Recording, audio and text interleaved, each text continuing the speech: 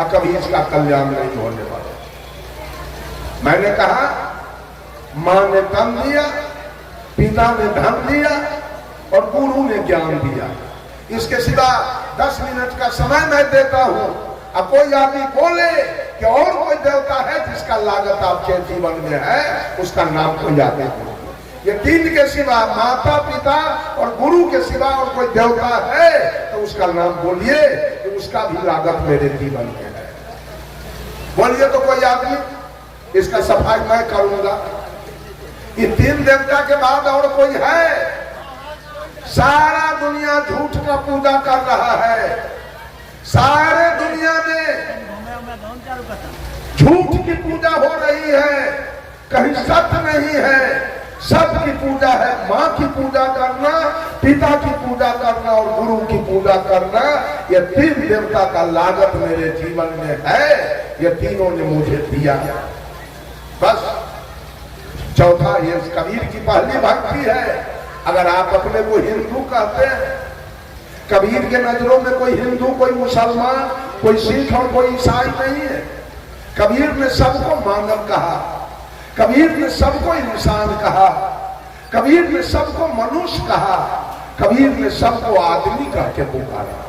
कबीर के नजर में कोई हिंदू मुसलमान नहीं है, सब मानव। लेकिन अगर आप अपने को हिंदू कहते हो तो हिंदू का मुख्य ग्रंथ क्या है? हिंदू का मुख्य ग्रंथ वेद। और वेद ने किस देवता को माना? वेद ने नहीं कहा राम देवो भव, कृष्ण देवो भव, ब्रह्मा देवो भव, विष्णु देवो भव, महादेव देवो भव, काली दुर्गा देवो भव। वेद ने कहा मातृ देवो भव। वेद ने कहा मां देवता है। वेद ने कहा पितृ देवो भव। वेद ने कहा पिता देवता है। और वेद ने कहा आचार्य देवो भव। वेद ने कहा गुरु देवता। सुन लीजिए सब लोग कान खोल कर, इस तीन देवता के अलावे अगर किसी का पूजा करते हैं तो आप नरकगामी बनेंगे। आप लिख लीजिए, आपको नरक जाना होगा, क्योंकि बकिए जितने हैं सब झूठ है। सच्चा देवता इस धरती पर यही तीन है, माता पिता और गुरु। ये तीनों का लागत है आपके जीवन में। तीनों ने आपको कुछ दिया है। ये श्रद्धा भक्ति है। सदगुरु कबीर कहते हैं कि श्रद्धा अगर रखो तो अपने माँ के प्रति, श्रद्धा रखो अपने पिता के प्रति और श्रद्धा रखो अपने गुरु के, तब तुम्हारी भक्ति कारगर है और तुम्हारा कल्याण होगा। और दूसरी भक्ति है सदगुरु कबीर का प्रेमा भक्ति। प्रेम किसके प्रति रखा जाए? बंधुओं, कबीर साहब ने कहा पोथी पढ़ी पढ़ी जगमुआ, पंडित भयान को ढाई आखर प्रेम का, पढ़े सो पंडित हो। शाह कबीर ने कहा जगत में पंडित कहीं मैंने देखा नहीं, कभी देखा नहीं पंडित। आप लोग कहेंगे इतना तो पंडित है जगत के अंदर। सदगुरु कबीर के नजरों में कहीं पंडित है नहीं। उन्होंने कहा ढाई आखर प्रेम का, जो पौरा संयुक्त एकार मोहलंत, जो प्रेम का पाठ पढ़े वो पंडित है। पढ़ पढ़ के सब घुसखोर हो गया, पढ़ पढ़ के चोर हो गया, पढ़ पढ़ के बेईमान हो गया, पढ़ पढ़ के सब जातिवाद कर रहा है, संप्रदायवाद कर रहा है, छुआछूत कर रहा है। पंडित एक भी नहीं। पंडित कौन होगा? जिसके अंदर प्रेम है, जीव मात्र से प्रेम, वो पंडित है। प्रेम कैसा होना चाहिए? मैंने सोचा प्रेम तो पति पत्नी के बीच है, प्रेम तो साला बहनोई के बीच है, प्रेम तो ससुर दामाद के बीच है, प्रेम तो पिता पुत्र के बीच है, प्रेम तो सास पुतोह के बीच है, प्रेम तो गुरु चेला के बीच है। ये सदगुरु कबीर कौन प्रेम की बात करना चाहते हैं? ये प्रेम है क्या? बंधुओं, सदगुरु कबीर के विचार के अनुसार प्रेम कहीं लेश मात्र नहीं है धरती पर, प्रेम है ही नहीं। वो प्रेम कौन है?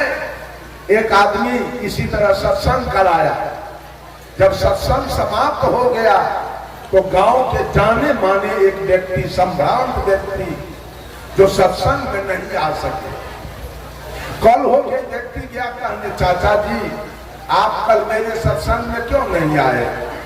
वो व्यक्ति कहा, बेटा कल मैं एक पंचायती में चला गया इसलिए नहीं आ सका।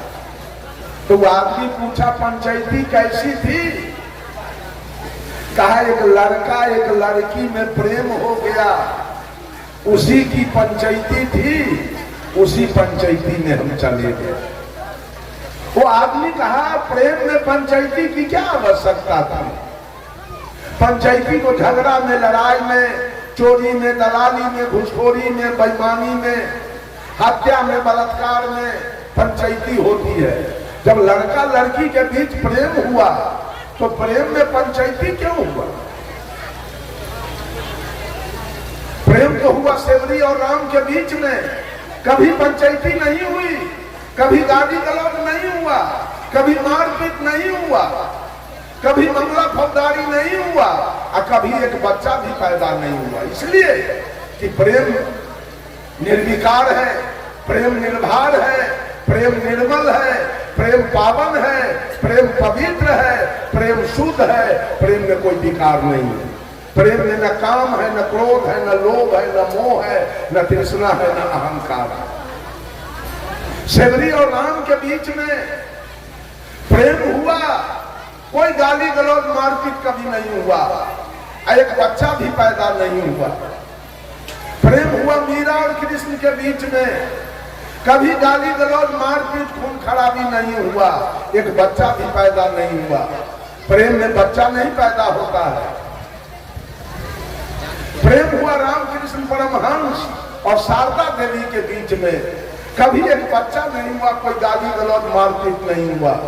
प्रेम हुआ जयप्रकाश नारायण और प्रभावती देवी के बीच में, कोई गाली गलौज नहीं, कोई मारपीट नहीं, कोई बच्चा भी पैदा नहीं हुआ। उसका नाम प्रेम है। बंधुओं, जो साहब कबीर ने प्रेम की चर्चा किया वो प्रेम है, आत्मा से आत्मा का मिलन, इसका नाम है प्रेम। सेवरी और राम के बीच में आत्मा का मिलन हो गया। सेवरी कही थी राम से कि ही विधि स्तुति करो तुम्हारी, अधम जाति में जरमती नारी, अधम ते अधम अधम यति नारी, तीन मह मैं मति मंद गमारी।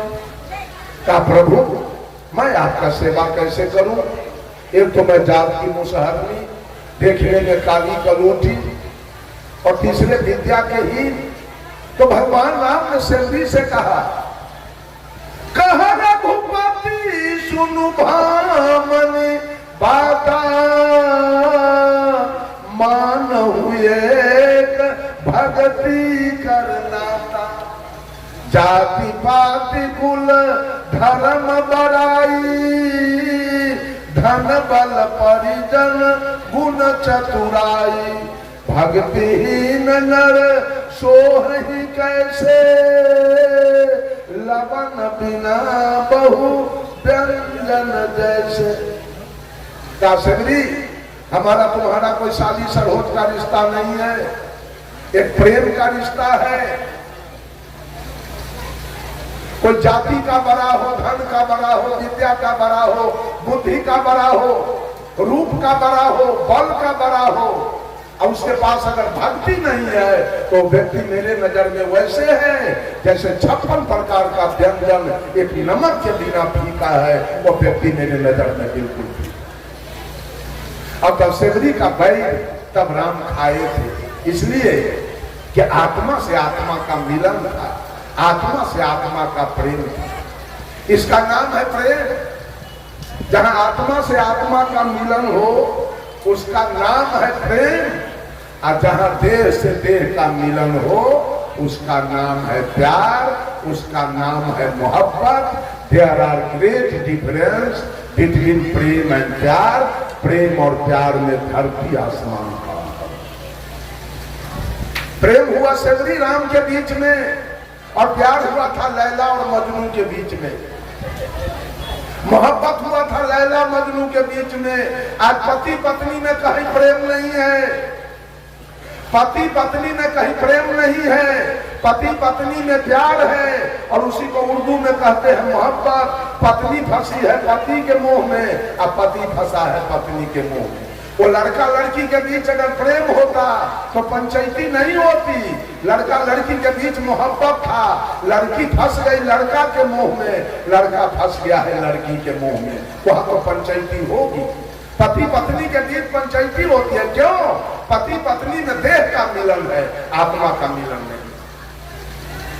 आत्मा का मिलन उसका नाम है प्रेम, और देह से देह का मिलन है उसका नाम है प्यार, उसका नाम है मोहब्बत। साहब कबीर कहते हैं कि जितने भी मानव है दुनिया के अंदर, चाहे वो कोई जाति से आता हो, वो मानव जितने हैं वो सब प्रेम के पात्र हैं।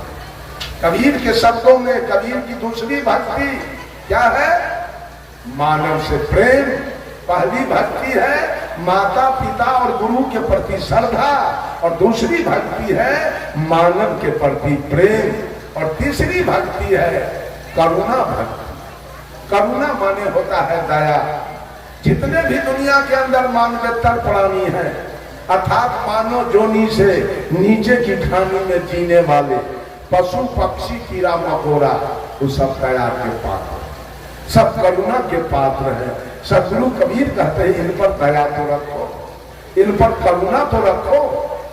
यह कबीर की तीसरी भक्ति है। जितने भी जीव मात्र संसार के अंदर है वो सब आपका सहोदर भाई है।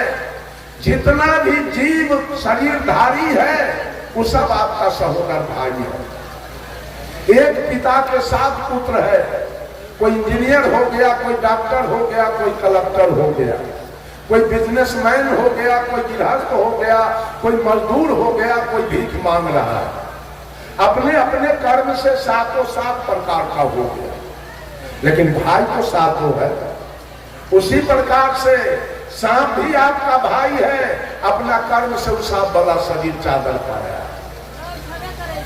चींटी भी आपका भाई है, बकरी भी आपका भाई है, गाय भैंस हाथी घोड़ा ऊंट गधा कुत्ता गीदड़ जितने जीवधारी हैं सब आपके सहोदर भाई हैं। साहब कबीर ने कहा, अरे अजब जोला है चादर बीनी सूप करम के तानी, सूरत निरत के भरनी दिन्हा तब सबके मन मानी, चादर हो गई बहुत पुरानी, अब तू सोच समझ अभिमानी, चादर हो गई बहुत पुरानी। चुलाहा जब कपड़ा बुनता है, एक तरफ से तानी किया, दूसरे तरफ से भरनी किया, चादर तैयार हो। ठीक ही जीव का जैसा कर्म वैसा तानी, और जहां सूरती जहां ध्यान उसकी भरनी, चादर तैयार हो गया। देखिए हम लोगों को मर्द वाला चादर मिला, इन लोगों को औरत वाला चादर मिला, किसी को गाय वाला चादर मिला, किसी को भैंस वाला चादर, किसी को कुत्ता वाला चादर, किसी को गीदड़ वाला चादर, किसी को विशाल हाथी वाला चादर, किसी को चींटी वाला चादर। सब अपना अपना कर्म से चादर पाया है। इसी रोसड़ा में किसी का 5 महल का मकान होगा, किसी का 4 महल होगा, किसी का 3 महल, किसी का 2 महल, किसी का 1 महल का मकान होगा, किसी का एस्बेस्टस होगा, किसी का टीन का चदरा होगा, किसी का खपरा होगा, किसी का फूस होगा। और नट बखू करोड़ी पछमा डोम जो खाना बदोश की जिंदगी जीने वाले घुमक्कर लोग हैं, वो टेंट में सिरकी में रहते। आखिर हर घर में रहने वाला कौन है? पक्का में कौन रहता है? खपरा में, टेंट में, सब में इंसान है। उसी प्रकार से मकान चाहे हाथी के जैसा 3 महला हो, मकान चाहे बकरी के जैसा 1 महला हो, लेकिन हर घर में रहने वाला वही आत्मा इंसान है, दूसरा कोई नहीं। सब पर दया। कबीर की तीसरी भक्ति। आज लोग मुर्गा पोस पोस के कटवा रहे हैं, बकरी पोस पोस के महिला सब गला में कंठी पहनी है, बकरी पोस पोस के कटवा रही है, कबूतर पोस पोस के काटे जा रहे हैं, गाय काटे जा रहे हैं, भैंस काटे जा रहे हैं, ऊंट काटे जा रहे हैं, गुम्मा काटे जा रहे हैं। अरे ईसाई लोग तो कुत्ता गीदड़ सहित को खा रहा है। अब मनुष्य कुछ बाकी नहीं रह गया। सबसे बड़ा चंडाल तो मनुष्य हो गया, सबसे बड़ा चंडाल मनुष्य हो गया। क्या भक्ति करेगा, क्या मुक्ति करेगा, क्या कल्याण करेगा, क्या सुंदर सब समाज का निर्माण करेगा? जीव मात्र पर दया, ये कबीर की तीसरी भक्ति। सब लोग जीव पर दया कीजिए। आज तक मेरा उम्र 68 वर्ष का बीत रहा है, लेकिन अपने समझदारी से, अपना जान से मैं आज तक एक चींटी को नहीं मारा। अब धोखा से अनजान में मर जाए उसकी बात मैं नहीं करूंगा, लेकिन जान करके आज तक मैं एक चींटी को नहीं मारा। समझता हूं उसमें भी। और गुरु जी ने ज्ञान दिया कि बेटा पाप कर्म कभी मत करना, किसी जीव का हिंसा मत करना, ये पाप तुम्हारा जान नहीं छोड़ेगा, ये पाप नहीं जान छोड़ेगा। पाप बड़ा प्रत्यक्ष है, हिंसा सम नहीं कोई। अब धर्म राय लेखा चुके तब सब नौबत हो। और साहब कबीर ने कहा, जहां जहां दया वहां धर्म है, जहां लोभ वहां पाप, जहां क्रोध वहां काल है, जहां क्षमा वहां आप। और गोस्वामी तुलसीदास जी ने भी कहा, दया धर्म के मूल है, नरक मूल अभिमान, तुलसी दयाल छाड़िए, जब लगी घट में प्राण। जीव पर दया। साहब कबीर ने कहा, मनुष्य प्रकृति से शाकाहारी, मांसु से अनुकूल नहीं है, पशु भी मानव जैसा प्राणी, वो मेवा फल फूल नहीं।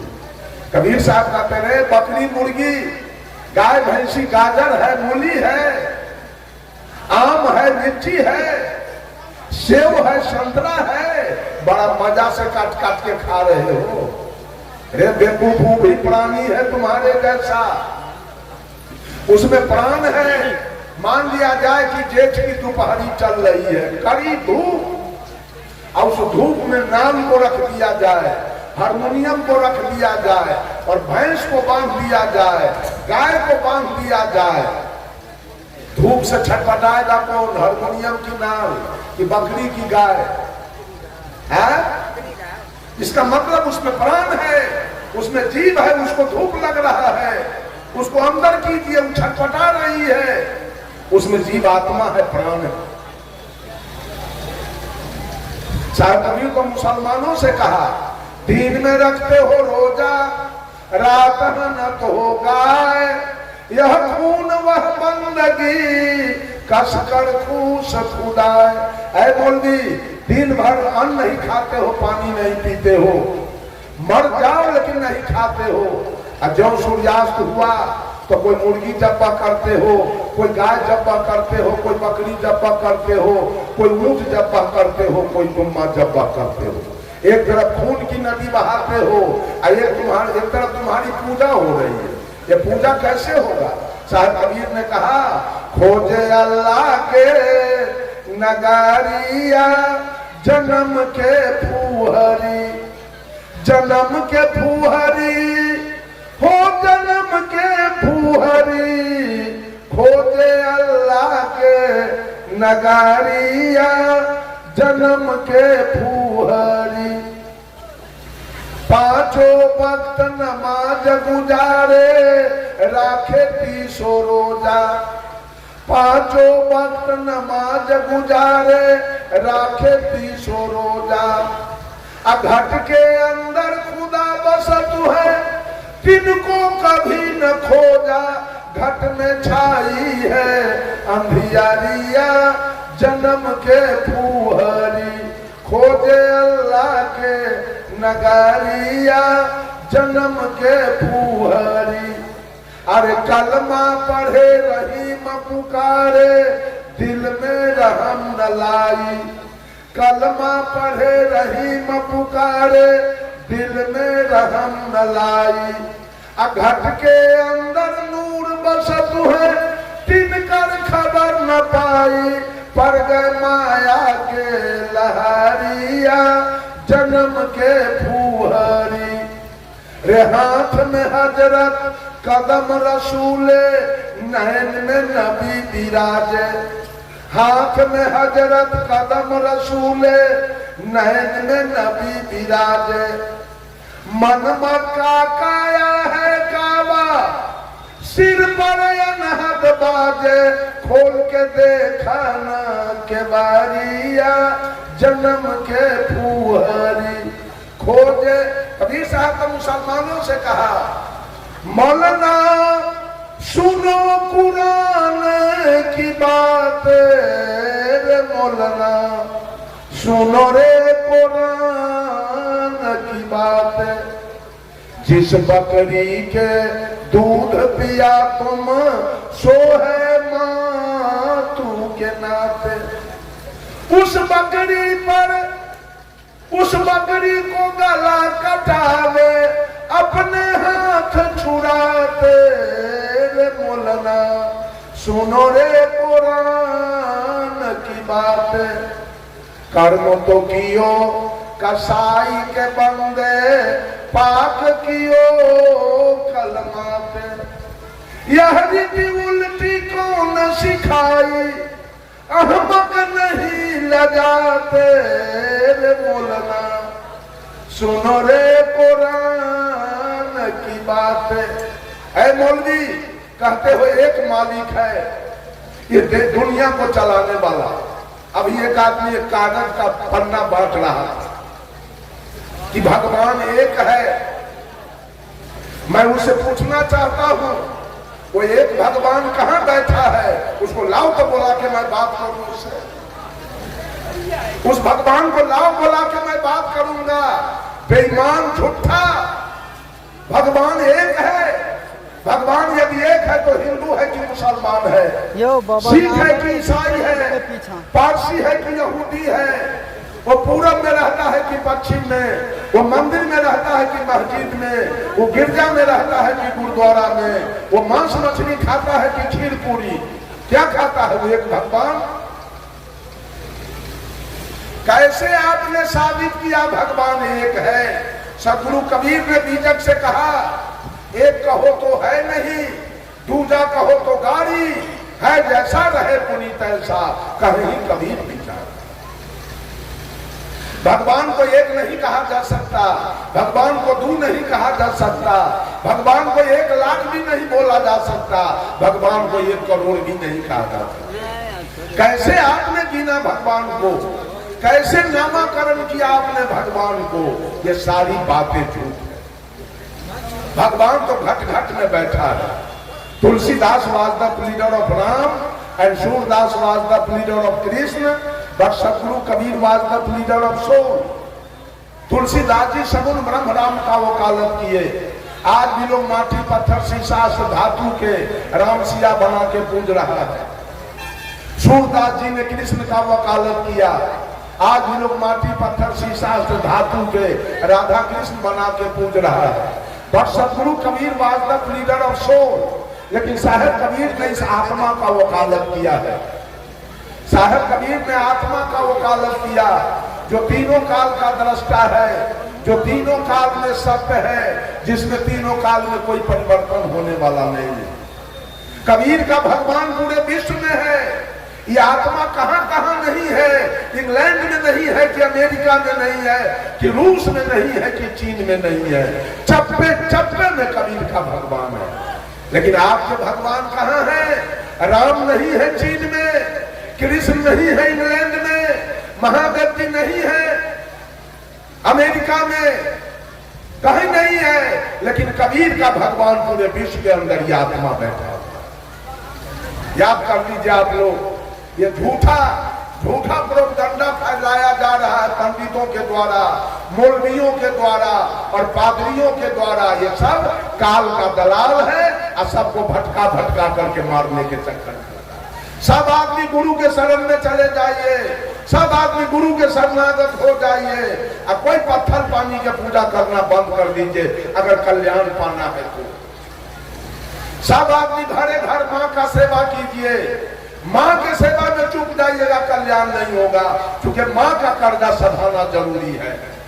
पिता का कर्जा, माँ का लागत इस शरीर पर 14 आना है, पिता का लागत 2 आना है। इसलिए माँ को आगे किया गया, पिता को पीछे कर। सबसे पहला है मातृ देवो भव, तब है पितृ देवो भव। पहले माँ तब पिता। याद रख लीजिए सब लोग। अब मैं अपने वाणी पर विराम लूंगा। अगर भक्ति करना है, पूजा करना है, जीवन में सुख शांति लाना है, जीवन का कल्याण करना है, तो श्रद्धा भक्ति में आ जाइए। और श्रद्धा भक्ति का मतलब है माता पिता और गुरु की भक्ति कीजिए। दूसरी भक्ति प्रेमा भक्ति। किसी को चमार मत कहना, किसी को दुसाध नहीं कहना, किसी को डोममेस्टर मत कहना। सब इंसान है, सब मानव है। तुलसीदास जी लिख दिए रामचरितमानस में, आत्म अनुभव सुख सुप्रकाशा तब भव मूल भेद भ्रम नाशा। कि जिस दिन आत्मा की अनुभूति हो जाए कि हर घट में परमात्मा की सत्ता, आत्मा बैठा है, तो फिर सारा जातिवाद खत्म हो जाएगा। ये गोस्वामी तुलसीदास जी ने कहा। साहिब कबीर ने भी कह दिया, अरे आत्म ज्ञान बिना सब सोना, क्या मथुरा क्या काशी रे। जैसे मिर्गा नाभि कस्तूरी, बन बन फिरत उदासी रे। मोहे सुनी सुनिया बत हंसी। एक आत्मज्ञान के बिना ये धरती चल रही है चारों तरफ। मंदिर मस्जिद की कमी नहीं, पूजा की कमी नहीं। एक आत्मज्ञान के बिना जातिवाद, संप्रदायवाद, छुआछूत, अवर्ण सवर्ण, नीच ऊंच की भावना चल रही है। जिस दिन आत्मा की अनुभूति हो जाएगी कि ब्राह्मण में भी वही आत्मा और नीचे जाति में भी वही आत्मा, उस समय आपके अंदर से जो भेद भरम है वो सारा खत्म हो। तो मैंने कहा कबीर की 4 भक्ति है। सबसे अंतिम भक्ति है स्नेहा भक्ति। स्नेह किसके प्रति? जो छोटे छोटे बाल गोपाल हैं, 10 वर्ष से नीचे के। साहब कबीर ने उसके प्रति स्नेह रखना स्वाभाविक। ये कबीर की 4थी भक्ति है।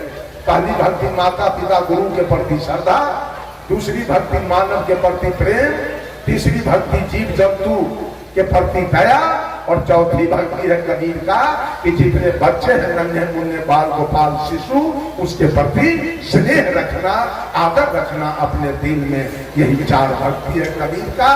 4 भक्ति आपकी हो गई, आपका भौतिक जीवन अविचल सुखमय होगा और आध्यात्मिक जीवन अविचल शांतिमय हो जाएगी। आपका कल्याण हो जाएगा, आपका मोक्ष हो जाएगा, आपकी मुक्ति हो जाएगी, आपके जीवन में सुख शांति आ जाएगी। सर्वे भवन्तु सुखिनः, सर्वे सन्तु निरामया, सर्वे भद्राणि पश्यन्तु मां कश्चित् दुःखभाग् भवेत्। सभी लोग सुखी हो, सभी लोग निरोग हो, सभी लोग स्वस्थ हो, सबका कल्याण लाभ हो, सब परस्पर आदर भाव से जिए।